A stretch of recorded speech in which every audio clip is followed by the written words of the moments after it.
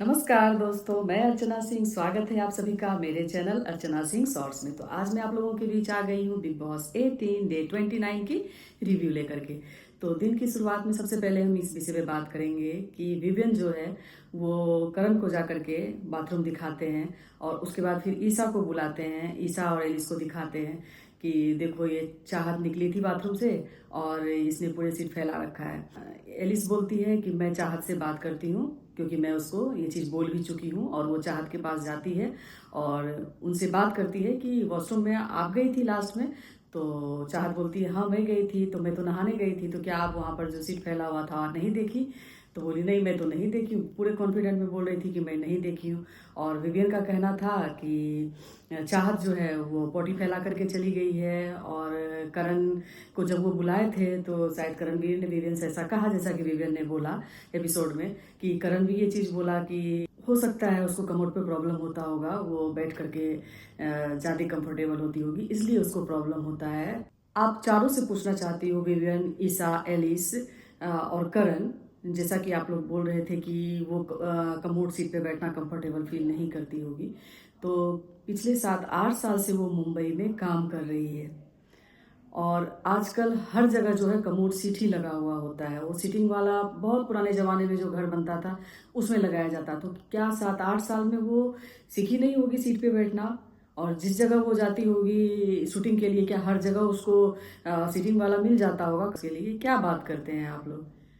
ये छोटी छोटी बात को इतना तूल दे रहे हैं। मुझे तो लग रहा है विभिन्न जानबूझ करके चाहत को नीचा दिखाने के लिए, चाहत को सबके नज़रों से गिराने के लिए इतना उसको परेशान कर रहे हैं और झूठा एलिगेशन लगा रहे हैं।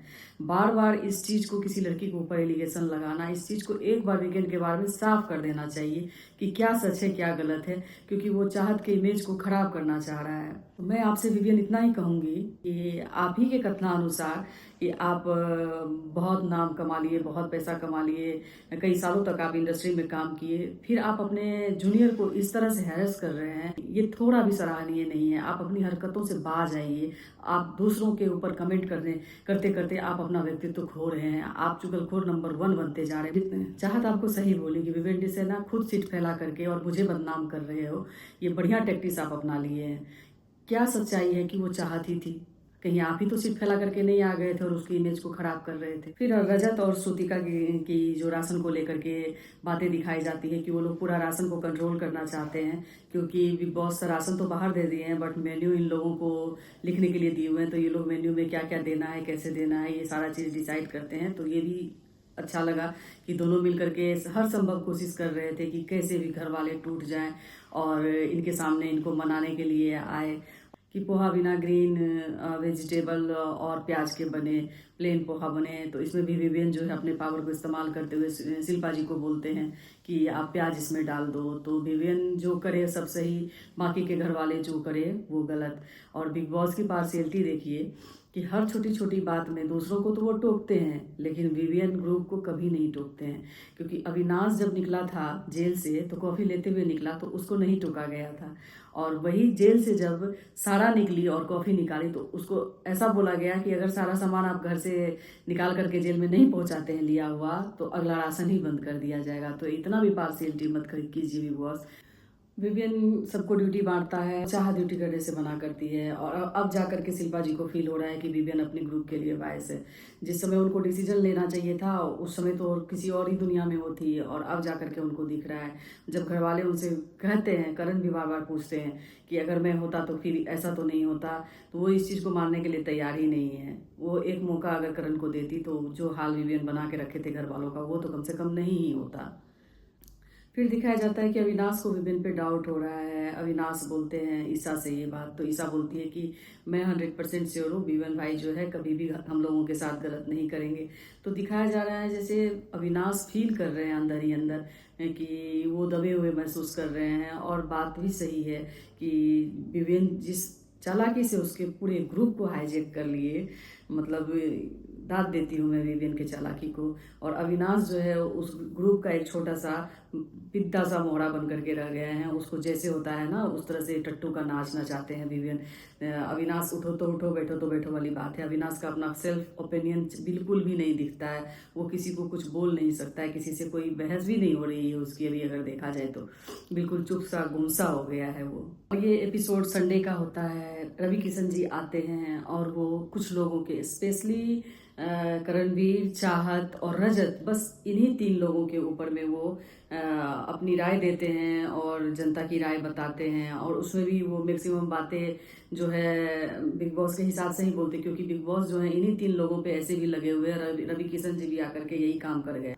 बट मुझे एक चीज़ बहुत अच्छा लगा उनका, कि वो जिस तरह से करण को जगाना चाह रहे थे, कि करणवीर को साफ साफ बोल दिए कि शिल्पा जी को तो ये टास्क इसलिए दिया गया था महारानी वाला, कि कम से कम ये चीज़ क्लियर हो जाए कि शिल्पा जी किसके प्रति बायस है। और ये साफ साफ दिखा कि वो विवियन के प्रति बायस है और वो विवियन के लिए ही उनकी लॉयल्टी है।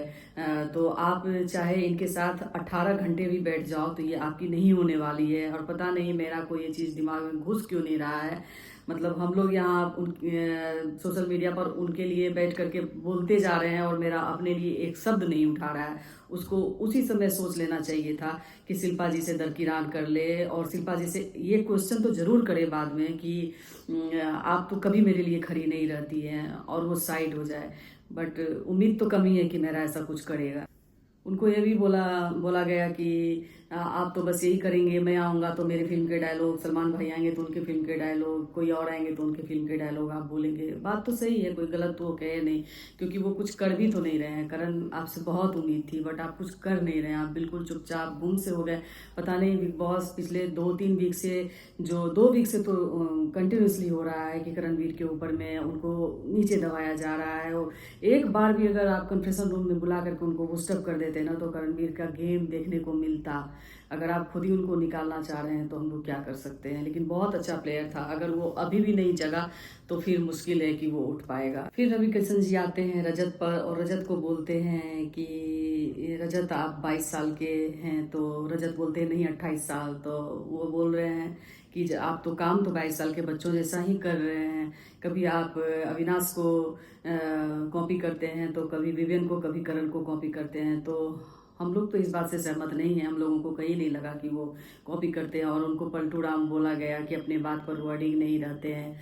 और उनको भी बहस किया गया, उनकी भी हिम्मत को तोड़ा गया। रजत ऐसे भी खोया खोया हुआ है, रजत को ऐसे भी समझ में नहीं आ रहा है कि क्या करे। और रवि किशन जी आकर के उसको और कंफ्यूज करके चले गए। और अब देखते हैं रजत का क्या होता है, क्योंकि रजत जिस तरह से उसके अंदर अग्रेशन दबा हुआ है और वो छटपटा रहा है, खुल करके अपनी बात भी नहीं रख पा रहा है, कोई उनकी बात को समझ नहीं रहा है। बिग बॉस अलग उनके ऊपर टॉन्ट करते हैं, घर वाले जो हैं अलग उनको टॉन्ट करते हैं। वो छोटा सा क्लिप जो दिखा दिए थे ईसा को, तो ईसा तो उनको भाव नहीं दे रही है। तो रजत के लिए तो यही अच्छा है कि अभी अपने ब्रेन पे कंट्रोल रखे और दिमाग से सोचे कि उनको क्या करना है, लोगों के बहकावे में नहीं आए, क्योंकि लोगों को उनकी दुखती मालूम हो गई है। फिर रवि किशन जी चाहत से बात करते हैं और चाहत को उनसे पूछते हैं कि आप कहाँ से हो। तो वो बताती है कि यूपी गोरखपुर के पास से कुशीनगर से हैं वो। तो वो खुश होते हैं कि भाई मेरे संसदीय क्षेत्र से आप हैं। तो और फिर चाहत से जब बात करते हैं तो बहुत स्वीटली वो रिप्लाई देती है। तो रवि किशन जी कहते हैं कि अभी तो इतना अच्छे से तुम बात कर रही हो और बाद में तुमको क्या हो जाता है घर वालों के साथ, तुम उतना चिल्ला चिल्ला के बात क्यों करती हो। तो चाहत का कहना होता है कि सर जिस तरह से मेरे से सवाल किया जाता है मैं उसी तरह से जवाब देती हूँ। ये भी बिल्कुल सही है कि चाहत को ये जो चुगली गैंग है बिल्कुल देखना पसंद नहीं करते हैं। हमेशा उसके खिलाफ कुछ न कुछ चुगली तो करते ही रहते हैं। इन लोगों का रूटीन ही बन गया है कि उसको हमेशा डिमीन करने का, उसके ऊपर टिप्पणी करने का। मतलब इन लोगों के हिसाब से चाहत का कोई क्लास नहीं है और वो उन लोगों के लेवल के नहीं है। बट हाँ, बात भी करेंगे वो चाहत के बारे में ही। इन तीनों चारों को बस एक ही मुद्दा है, चाहत। इन लोगों के पास उनके चाहत के सामने हिम्मत नहीं है बोलने की, बट पीठ पीछे हमेशा उन्हीं की बातें होती है। ओवरऑल जितने भी मुद्दे थे उन सब पे हम लोगों ने बात कर लिया है और जो भी कंटेस्टेंट थे उनके बारे में बात हो ही गई है।